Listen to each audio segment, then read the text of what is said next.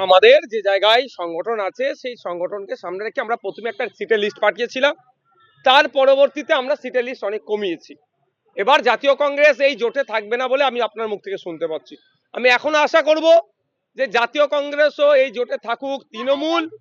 তৃণমূল এবং বিজেপির বিরুদ্ধে যে আমরা বৃহত্তর জোট তৈরি করছি সেই জোটে আসুক।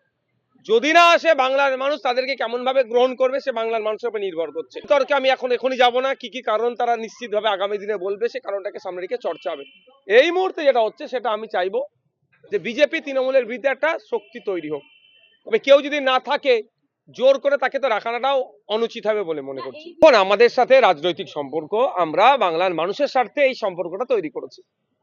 আমরা চাই বাংলার মানুষ যেভাবে বিভিন্ন অত্যাচার অনাচারের সম্মুখীন হচ্ছে তার থেকে পরিত্রাণ দিতে হবে। আজকেই দেখুন না, আজকে বাজেট পেশ হয়েছে। এটা বাজেটে কি বাংলার মানুষের কি দিশা দেখিয়েছে? এই দিশাহীন অবস্থায় বাংলার মানুষ ঘুরছে।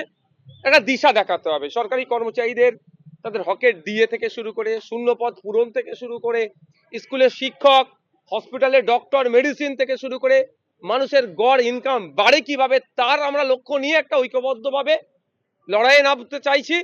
যে লড়াইয়ে নেমে বিজেপি এবং তৃণমূলকে হারানো যায় এবং আমরা সরকারে আসতে পারি। তাতে জাতীয় কংগ্রেস যদি সাথ দেয় লড়াইটা একটু সহজ হবে। আর না হলে জাতীয় কংগ্রেস না সাথ দিলে লড়াইটা একটু কষ্টকর হবে, কিন্তু লড়াই আমরা জিততে হবে। আমাদের শুভঙ্কর বাবু ডিসিশনটা নিচ্ছে না, এআইসিসি নিচ্ছে, যেখানে মল্লিকার্জুন খার্গে স্যারের মতো মানুষজন আছেন, রাহুল গান্ধীজিরা আছেন, আরো যারা আছেন তারা নিয়েছেন। শুভঙ্কর বাবুর ব্যক্তিগত কোন জায়গায় কি দাঁড়াচ্ছে সেটা আমি বলতে পারবো না।